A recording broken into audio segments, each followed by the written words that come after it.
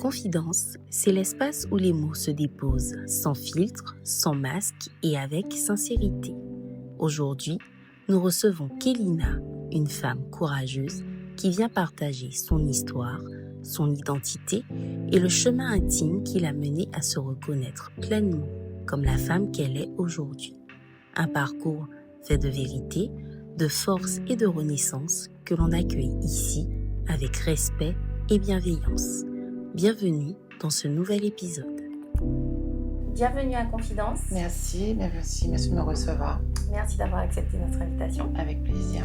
Est-ce que tu peux nous dire qui tu es ?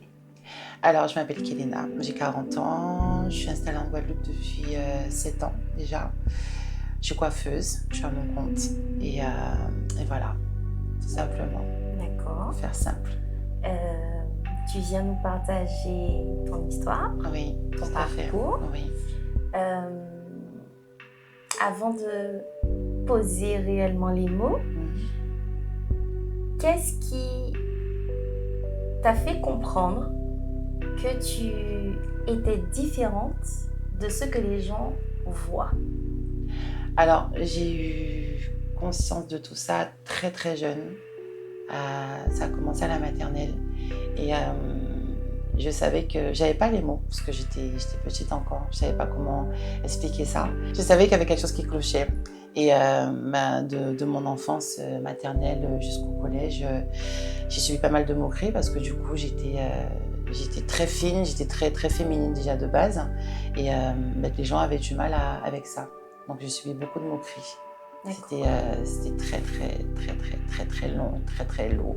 D'accord. Et donc les gens avaient du mal avec ça. Les gens avaient du mal avec quoi ? Les gens avaient du mal avec mon côté féminin que j'assumais bien sûr. Et c'était mal vu en fait. J'étais comme une sorte de bête entre guillemets. C'était malsain, mal vu. Alors on va arriver dans le vif du sujet parce qu'on est là pour en parler. Tout à fait. Tu es là pour nous faire ta confidence. Tout à fait. On va poser des mots. Donc tu es une femme transgenre. Transgenre, Okay. tout à fait. Comment tu as parlé de moqueries que tu as subies. Comment est-ce que tu as réussi à surmonter ça en étant enfant déjà d'une part ? C'était pas simple parce que du coup, j'ai toujours eu ma bouche pour me défendre. J'ai quand même été assez bien entourée au niveau des amis que j'avais à l'époque. Donc ça se déroulait entre guillemets bien, mais c'était fatigant sur le long terme. Fatigant parce que j'avais pas les mots pour expliquer aux gens, pour dire voilà c'est comme ci, c'est comme ça et puis faut me comprendre quoi, faut m'accepter telle que je suis. Bien sûr. Voilà. D'accord. Et donc, à quel moment tu as un déclic peut-être d'en parler ? Est-ce que tu en parles à quelqu'un ? À qui tu en parles la première fois pour dire je ne me sens pas moi, je ne me sens pas dans mon corps ? Est-ce que à un moment tu te dis j'ai ce déclic d'aller en parler à quelqu'un ? J'en parle à personne, je mène mon combat, je mène ma lutte. Je sais très bien que dans ma tête, même si j'en parlais, quelle aurait été la solution au final. Au jour d'aujourd'hui, c'est entre guillemets très médiatisé. Les gens parlent de beaucoup de choses, beaucoup de sujets qui sont développés, choses qu'on ne faisait pas auparavant. Alors, j'ai été élevée par mes grands-parents. Mes grands-parents, c'est des personnes qui pour moi étaient des mentors. Ma grand-mère était une femme exceptionnelle. Elle est décédée depuis peu. Et c'est vrai que même avec elle, j'avais du mal à en parler parce que pour elle, c'était logique aussi, quelque part. Parce que dans son éducation, j'avais des choses, entre guillemets, qu'une fille avait, en fait, de base. Et pour elle, je pense que c'était OK. Donc, il n'y avait pas besoin d'en parler. Elle a toujours tout fait pour... pas pour aller à l'encontre, mais pour se battre pour moi, pour que les autres m'acceptent tel que j'étais, mais sans poser de mots. D'accord. Voilà, donc il n'y avait pas besoin d'en parler. D'accord, simplement. Elle le voyait. Elle le savait. Elle n'avait pas besoin de elle le vivait verbaliser, aussi également. Mais, ouais. D'accord. Alors c'est intéressant ce que tu dis et en même temps c'est troublant parce que voilà, tu viens de le dire, avant c'était pas chose courante, ouais. On n'en parlait pas, c'était très tabou. même si ça allait encore un petit peu aujourd'hui. Tout à fait. Mais bon, voilà. Tout à fait. On arrive quand même à plus en parler. C'est quand même troublant quand tu dis ta grand-mère t'a toujours soutenue. Oui, toujours. Sachant la mentalité très conservatrice de nos anciens. C'est vraiment troublant quand tu dis elle t'a soutenue. Est-ce qu'elle était visionnaire ou est-ce que c'est parce qu'elle avait tellement d'amour pour toi que je pense du coup faisait abstraction? Elle avait énormément d'amour. C'était une femme de caractère qui s'imposait quand même dans tout, hein, et à tous les niveaux, que ce soit dans son travail, dans sa vie personnelle. Je l'ai jamais vue se rabaisser. Si elle avait quelque chose à dire, elle le disait. Et me concernant, elle avait même pas à se justifier en fait. C'était comme ça, c'était pas autrement. Donc c'est une femme que j'aimais énormément. Et aujourd'hui, elle est plus là, mais c'est grâce à elle si je suis là aujourd'hui. Parce que je sais ce qu'elle m'a apporté dans ma vie. Elle m'a fait énormément de bien. Par la suite, ça a été compliqué parce que j'ai évolué, hein. Je suis partie à plusieurs reprises en métropole. Je me suis construite professionnellement parlant. Mais c'est vrai qu'elle n'a jamais manqué d'être très présente. Même si pour elle, c'était difficile. Parce qu'entre ma famille, les rapports que j'ai avec mes parents, elle était au milieu de tout ça. D'accord. Mais elle est restée... C'était ton pilier. Ouais, c'était mon pilier, vraiment. D'accord. Et à quel moment tu te dis, ça y est, je dois prendre ma place, la place que je dois avoir. Je dois me mettre à nu et dire aux gens qui je suis. À quel moment, en fait, tu te fais cette réflexion-là? Alors, comme je dis, j'avais pas les mots. Donc, j'ai évolué à ma façon. J'ai pris le temps d'apprendre à me connaître déjà, à m'assumer aussi, même aux yeux des autres. J'ai appris à m'assumer moi, j'ai appris à me connaître. Et mon départ en métropole, ça m'a servi beaucoup parce que j'ai rencontré des gens exceptionnels sur mon parcours. J'ai rencontré des gens qui n'avaient pas de préjugés. J'ai rencontré des personnes qui m'ont permis d'être moi et de pouvoir exprimer en fait tout ce que j'avais enfoui pendant toutes ces années-là et de m'affirmer en tant que femme, tout simplement. D'accord. Alors, ça a commencé sur Marseille. J'ai habité 10 ans à Marseille. Je me suis construite à Marseille. Ça n'a pas été simple, mais j'ai eu beaucoup de portes ouvertes. Beaucoup de portes ouvertes et ça m'a permis d'être là où je suis aujourd'hui, tout simplement. Les mentalités, les mentalités différentes de complètement. Alors, bien sûr, j'ai entre guillemets craché dans la soupe parce que j'avais du mal avec le fait que ma famille ne m'acceptait pas. J'avais du mal avec le fait que j'avais pas forcément de contact pour pouvoir en parler avec eux. On n'est pas très nombreux, je veux dire, ça aurait pu se faire de manière normale. Oui. Mais je pense qu'ils n'ont jamais voulu de ça. Mais de me voir évoluer, je pense que ça a été aussi un problème, une contrainte pour eux, alors que c'était simple de m'accepter, tout simplement. Me poser des questions et puis qu'on puisse continuer ensemble. D'accord. Voilà. Donc, en fait, quand je traduis tes mots, tu as été plus ou moins, je pense, par la plupart des membres de ta famille rejetés. Oui. Est-ce que ça, tu en as beaucoup souffert? J'en ai beaucoup souffert. Alors, j'ai eu un suivi durant mon suivi psychologique et psychiatrique que j'ai suivi pendant 4 ans. Ça m'a beaucoup aidée. J'ai eu des pièces du puzzle que j'ai dû rassembler, enfin, par-ci, par-là, avec le peu que j'avais. Et voilà, le rejet qui était le plus intense pour moi, c'était celui de mes parents. Parce que j'ai pas été élevée par mes parents. D'accord. Ma mère, elle m'a eu très jeune, mon père, démissionnaire. Et ça, jusqu'au jour d'aujourd'hui, hein, je le vis mal. Parce que je me dis, si j'avais eu un minimum de lien avec ces personnes-là, peut-être que j'aurais pu évoluer différemment. Est-ce que tu penses que ça aurait été plus facile? Quand je regarde au jour d'aujourd'hui autour de moi, dans les relations humaines, dans les relations de famille, comment ça se passe? Alors, en Guadeloupe, on a beaucoup de soucis à ce niveau-là. On a des problèmes de famille très importants. Mais quand je regarde, je me dis, je pense que j'aurais eu j'aurais eu ce lien-là, je me répète, j'aurais eu ce lien-là, je pense que ça aurait été complètement différent. Il y a des choses que j'aurais pu acquiescer complètement différemment. Et j'aurais pas eu peur, en fait, d'affronter le monde. Alors, je suis d'accord avec toi, oui et non. Pourquoi? Parce que je me demande, est-ce que ça n'a pas été aussi une force pour toi, inconsciemment? Oui, quelque part, ça a été une force parce que aujourd'hui, ça va être un peu brutal, mais je dois rien à ces gens-là. C'est ça. Je leur dois rien. Tu leur dois rien et au Oui, contraire, tu leur prouves, oui, voilà, je leur moi prouve. je suis Kélina, j'ai voulu C'est ça. être cette personne, j'ai voulu J'assume. en arriver là. Et ça y J'assume est, complètement. j'ai abouti à mon parcours. J'y suis arrivée. Voilà. Donc c'est sûr que ça peine quand même un petit peu. Ça peine. C'est sûr. Quand on sait que de base, une maman, un papa, c'est censé accompagner son enfant. Et... Alors à côté de ça, j'ai eu l'amour de mes grands-parents. Attention, je n'ai manqué de rien avec mes grands-parents.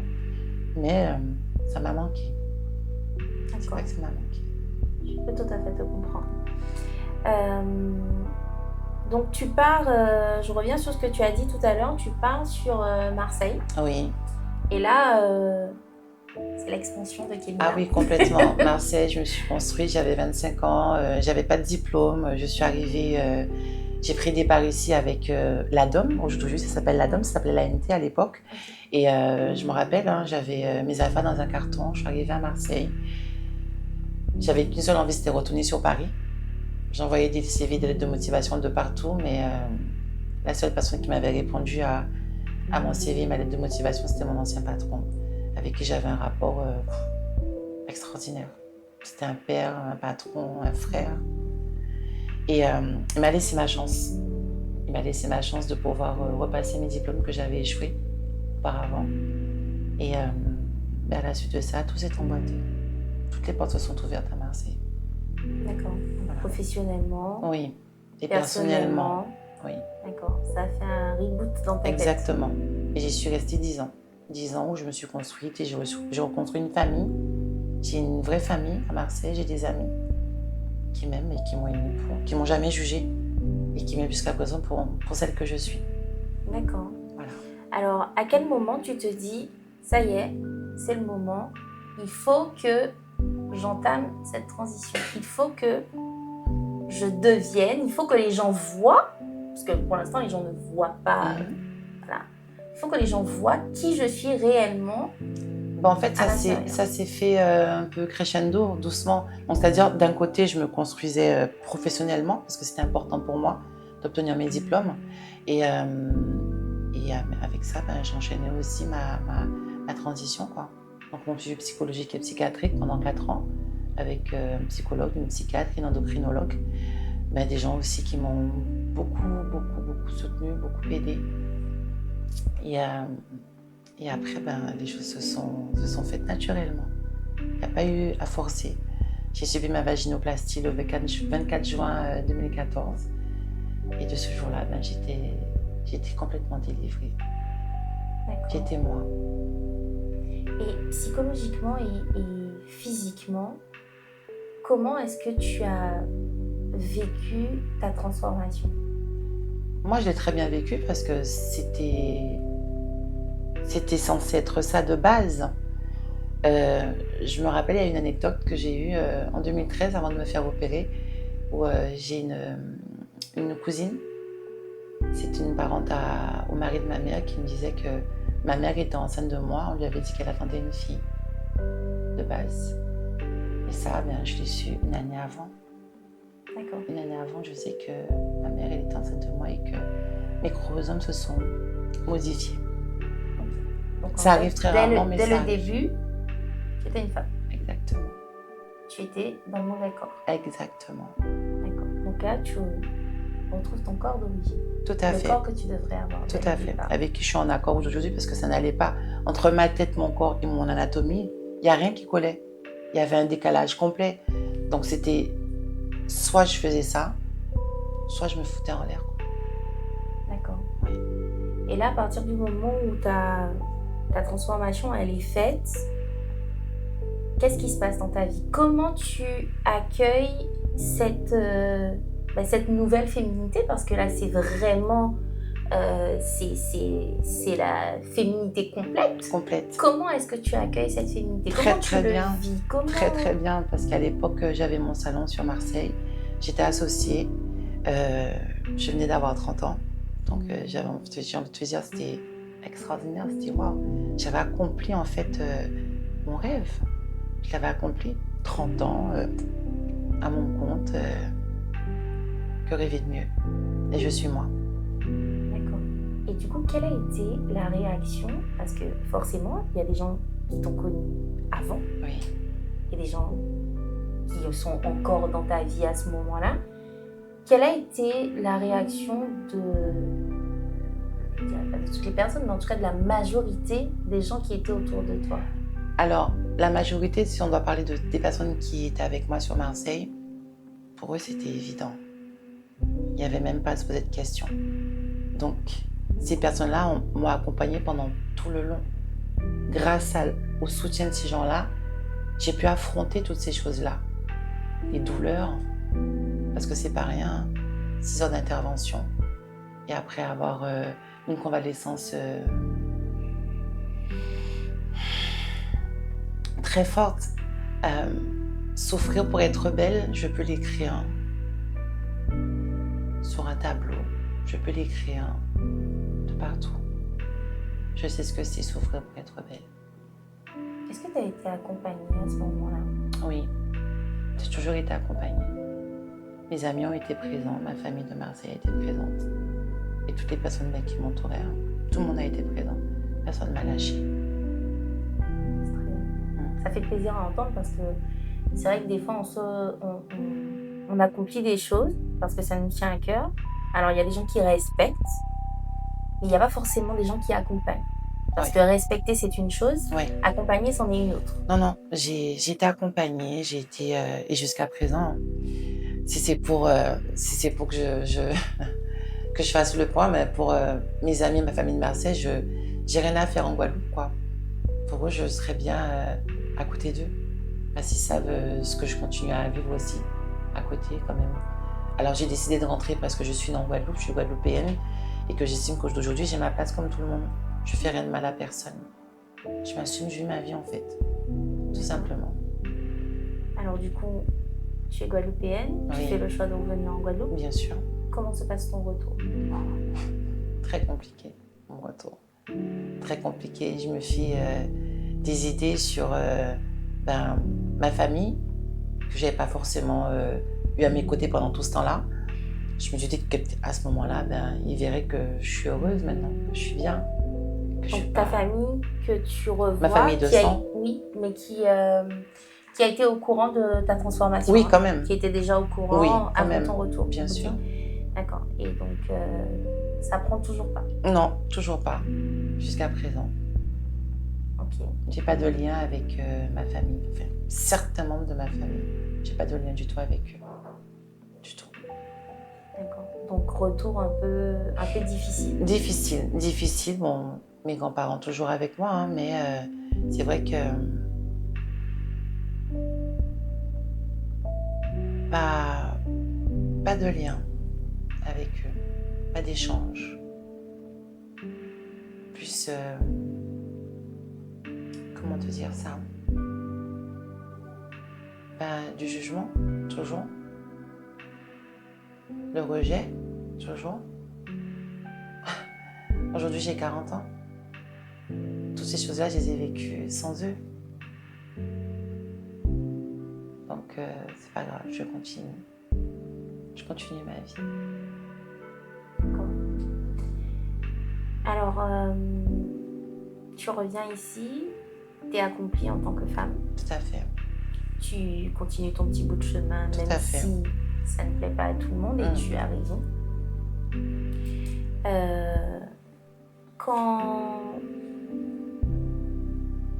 Quand toi tu arrives ici et que tu te retrouves confrontée à tout ça dans ta tête, qu'est-ce que tu te dis? Je me dis, un jour c'est bien, tu restes, parce qu'il fait beau, il fait chaud, t'as une qualité de vie, t'es resté 17 ans en France, ça va quoi. Un autre jour, je me dis, mais Kélina, prends tes affaires et va-t'en, quoi. Va-t'en, ça sert à quoi d'insister? Quoi faire? T'as de la famille ici, t'as pas de lien, t'as pas de rapport avec eux, t'es là, t'es seule, tu te bats. Voilà.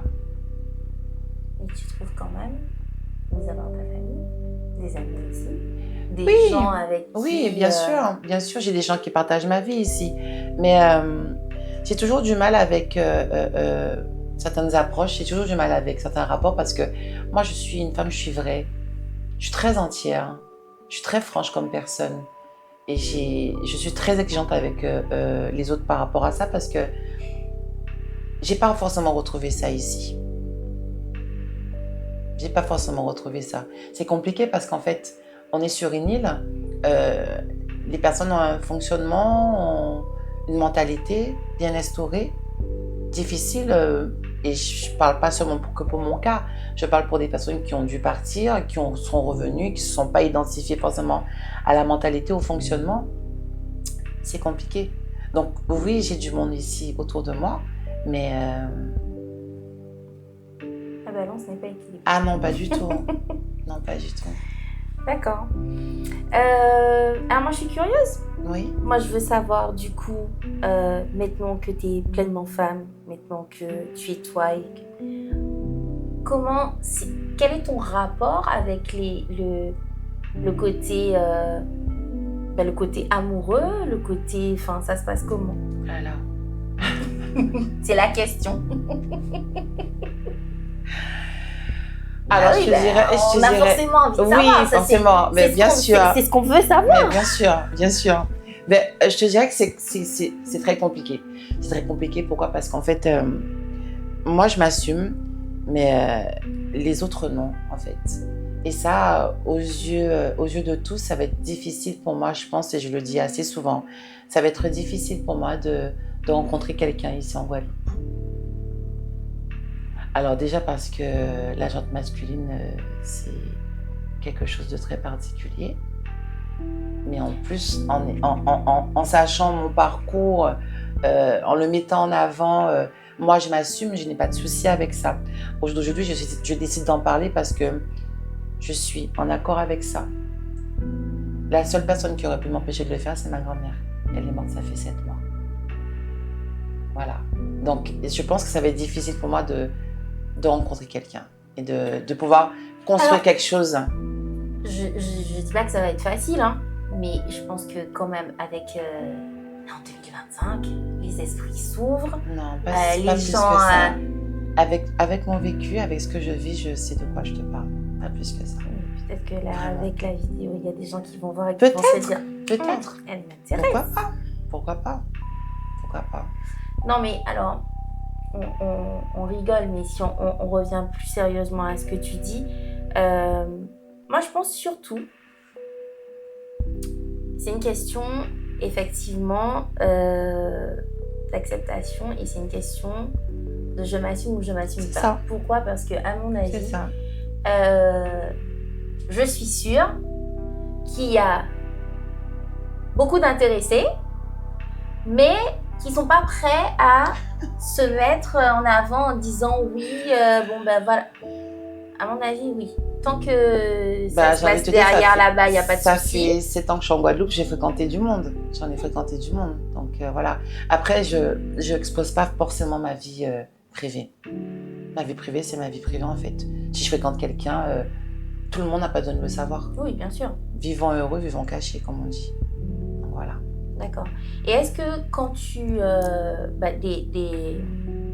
des relations que tu as eues, est-ce que c'est quelque chose que tu abordes systématiquement? Au jour d'aujourd'hui, oui. J'avais beaucoup de mal à l'époque. Beaucoup de mal.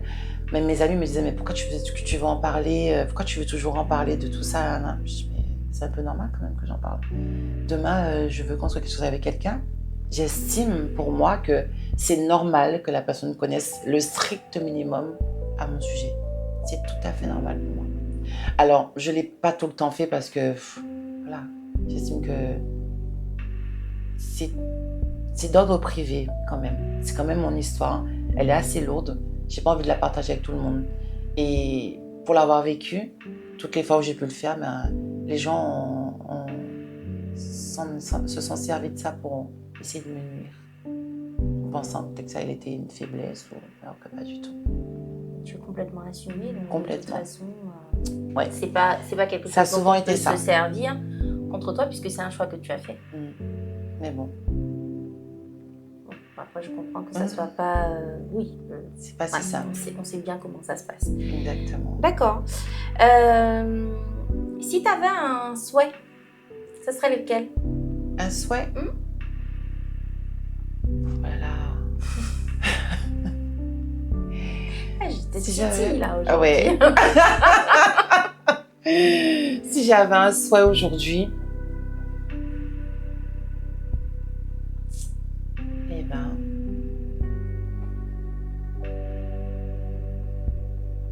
ce serait de partager une journée avec mes parents, leur expliquer, leur dire. Voilà, ce serait ça, mon rêve.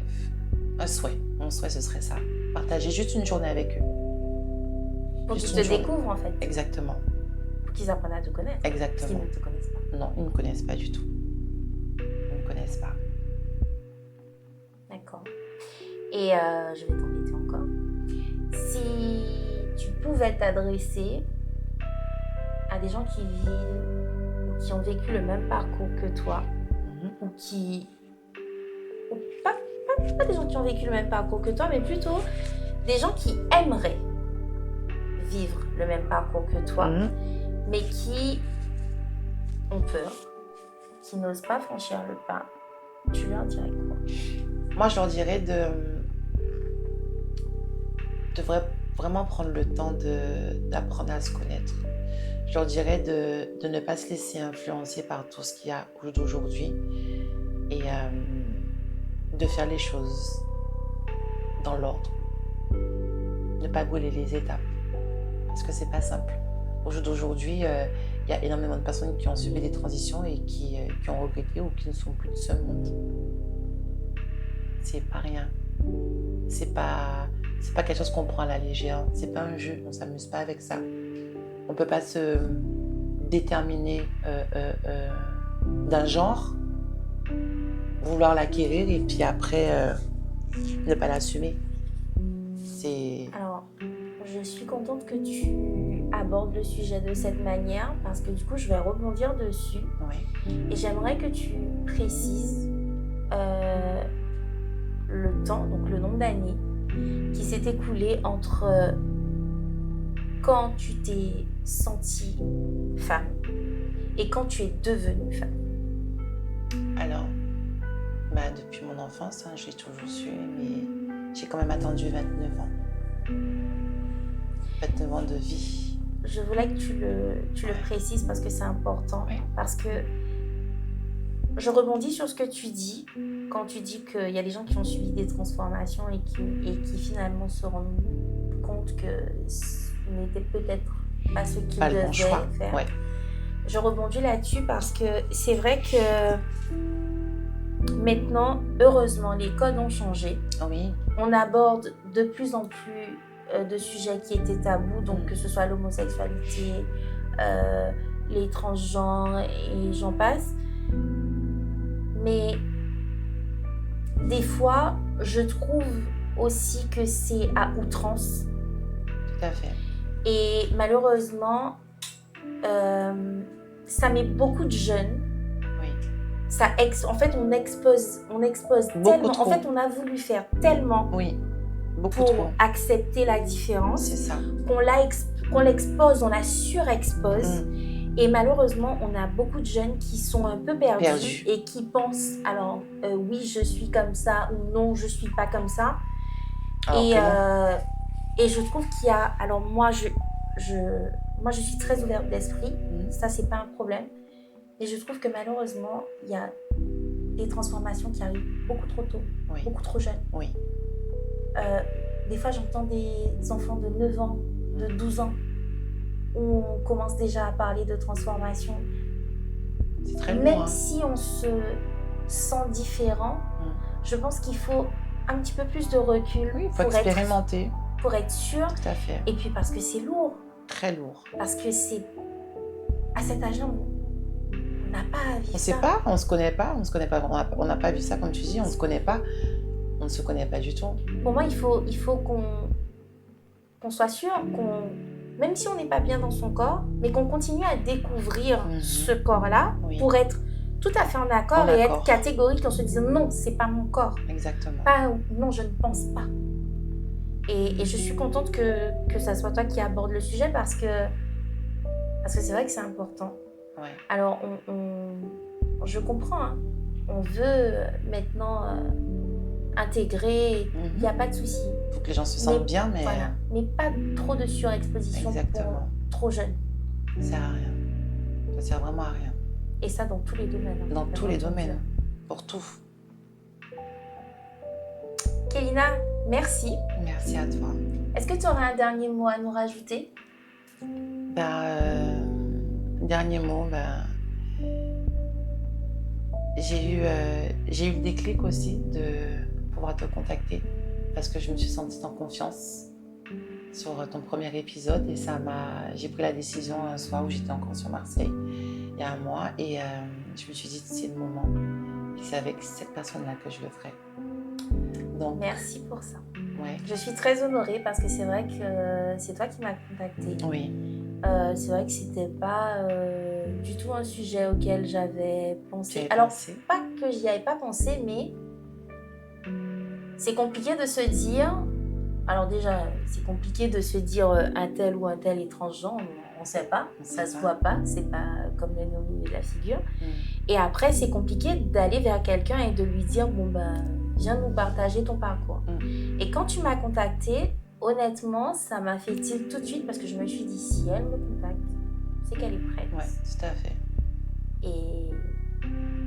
Et je suis vraiment contente que tu l'aies fait parce que moi, j'aime l'aura que tu apportes, l'énergie qu'on ressent quand on est avec toi. Et franchement, merci pour ça. Merci à toi. Merci vraiment. Merci d'avoir été notre invitée aujourd'hui. Avec plaisir. On t'a accueilli en tout respect, en toute bienveillance. Et j'espère qu'on pourra continuer à se voir à l'extérieur pour d'autres choses, notamment la coiffure, par exemple. Avec plaisir, vraiment. Merci beaucoup, Kélina. Merci à toi.